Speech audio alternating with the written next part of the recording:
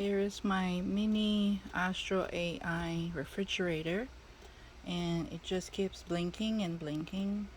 And if I touch the power, it doesn't work. It won't turn off. Hit the set, won't do nothing. Give it a try on the up or down. Nothing. I've tried everything. Do the double, nothing either. Just stays like that, and it does not cool at all.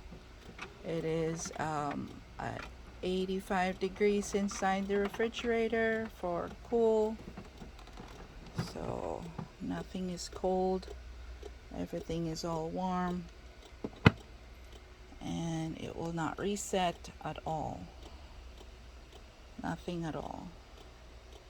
Okay.